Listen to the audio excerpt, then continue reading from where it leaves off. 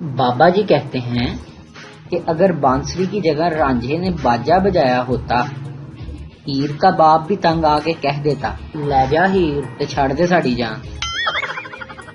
پپو کہتا ہے کہ بچپن میں گھر والے جب مذاق میں میری شادی کی بات کرتے تھے تو میں شرما جاتا تھا، اور اب کتنا ہی عرصہ ہو گیا انہوں نے یہ مذاق بھی نہیں کیا۔ لڑکیوں کے خواب: فواد خان جیسا ہو میرا شوہر، مرسڈیز کار، 2 پیارے سے بچے پیچھے والی سیٹ پر، حقیقت میں پھپھو کا بیٹا، چائنا کی موٹر سائیکل اور 4 بچے ٹینکی پر۔ بابا جی کہتے ہیں کہ ہم اس ملک میں رہتے ہیں جہاں شوہر اگر بیوی سے پیار کرے تو بیوی نے جادو کروایا ہے، اور اگر شوہر ماں سے پیار کرے تو ماں نے جادو کروایا ہے۔ ہمیں تو اپنوں نے لوٹا، غیروں میں کہاں دم تھا، ہماری کشتی ڈوبی وہاں جہاں پانی کم تھا۔ میں نے بہت سوچا لیکن ایک بات سمجھ، کشتی وہاں کیسے ڈوبی جہاں پانی کم تھا۔ بچپن میں جب ابو کہتے تھے کہ بیٹھو ضروری بات کرنی ہے تم سے، تو قسم سے وہ گناہ بھی یاد آ جاتے تھے جو کبھی کیے ہی نہیں۔ بیوی: ایک کھیل کھیلتے ہیں۔ شوہر نے کہا کیا کھیل؟ بیوی: اگر میں کسی پھل کا نام لوں تو تم لیفٹ دیوار کو ہاتھ لگانا، اور اگر کلر کا نام لوں تو رائٹ دیوار کو ہاتھ لگانا۔ شوہر: اگر میں جیت گیا تو؟ بیوی: جو ہارے گا وہ جیتنے والے کی ہر بات مانے گا، اور وہ بھی زندگی بھر۔ شوہر: مجھے یہ کھیل کھیلنا ہے اور تم سے جیتنا ہے۔ بیوی: چلو شروع کرتے ہیں۔ بیوی: اورنج۔ شوہر 3 دن سے سوچ میں پڑا ہوا ہے کہ یہ کلر بولی یا پھل۔ ایک لڑکی ٹرین میں بیٹھی کتاب پڑھ رہی تھی۔ کتاب کا نام تھا دی مین۔ کتاب میں لکھا تھا کہ برازیل کے مرد حسین اور پنجاب کے مرد پرکشش ہوتے ہیں۔ پاس بیٹھا ایک آدمی بھی پڑھنے کی کوشش کر رہا۔ لڑکی نے تنگ آ کر پوچھا آپ کا نام کیا ہے؟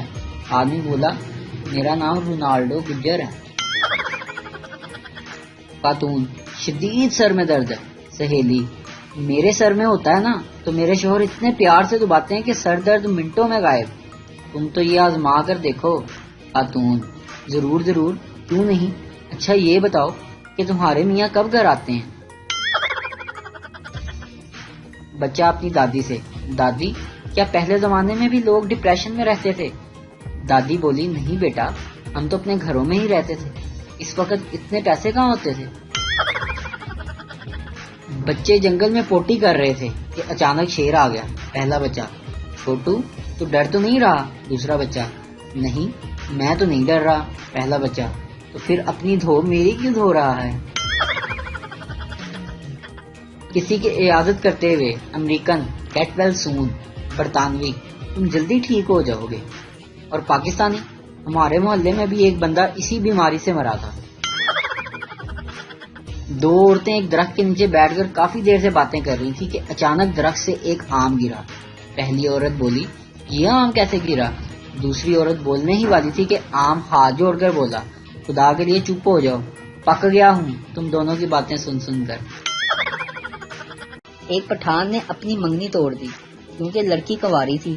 پٹھان نے سوچا کہ جو آج تک کسی کی نہیں ہوئی وہ میری کیا ہوگی۔ اتنا مزہ آتا ہے جب آپ کا دوست کسی اور سے نفرت کرتا ہو اور آپ بار بار اس کی طرف اشارہ کر کے کہیں کہ وہ دیکھو تمہارا دوست جا رہا ہے۔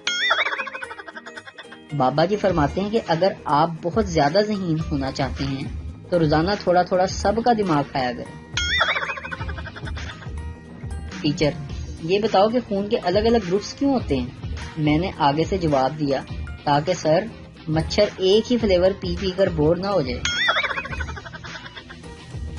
شوہر اپنی بیوی سے: بیگم 1 کپ چائے بنا دو۔ بیوی: کیا کہا تم نے؟ ذرا پھر سے کہنا۔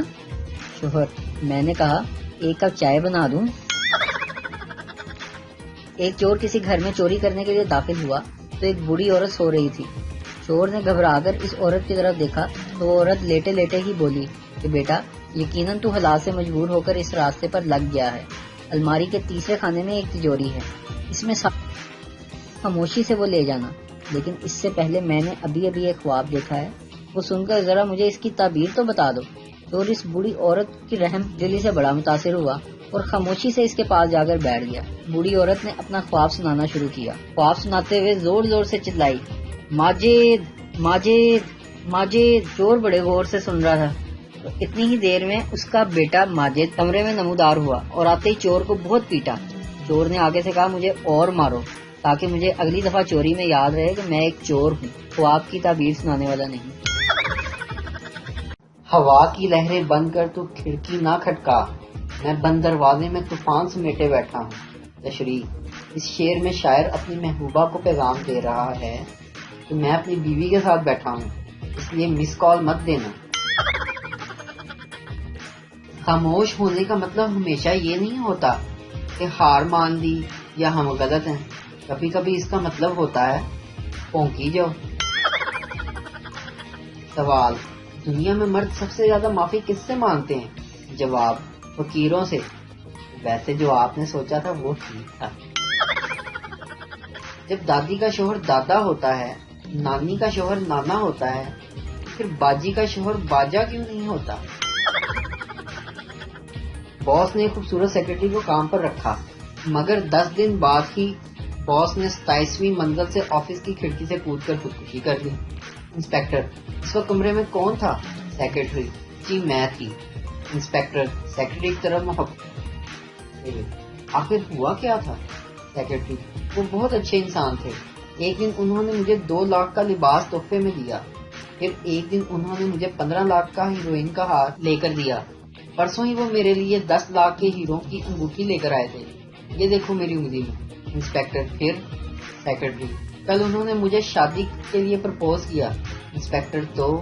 سیکرٹری: تبھی پاپا کا فون آیا اور میں نے کہا آپ یہاں ہوتے تو دیکھتے میرے باس مجھے کتنا پسند کرتے ہیں. آپ تو ہمیشہ یہی کہتے تھے پپو بیٹا لڑکی بن کر مت گھوما کرو. سرائکی اتنی میٹھی زبان ہے کہ اگر میرے ملازم نے بھی مجھے پاگل کہنا ہو تو کہتا ہے سائیں تسی بھی بادشاہ بندے ہو. اگر آپ کے دانت میں کیڑا لگ جائے تو 2 ہفتے تک کچھ بھی نہ کھائیں اور نہ ہی پیئیں، کیڑا اندر ہی بھوکا مر جائے گا. زبیدہ آپا کا جان لیوا ٹوٹکا. پوچھنا یہ تھا کہ اگر کسی کے دل میں رہنا ہو تو 4 پائی گھر سے لے کر جانی چاہیے یا وہاں پہلے سے موجود ہوتی ہے؟ قائد اعظم نے فرمایا کہ کام کام اور بس کام، لیکن یہ نہیں بتایا کہ کون سا کام. اگر 10 دن دے تو انی پا دینی سی. بابا جی فرماتے ہیں کہ انگریزوں کو جب بھی بھوک لگتی تھی تو وہ سینڈوچ، برگر یا پیزے کھا لیتے ہیں، اور یہی ان کا کھانا ہوتا ہے.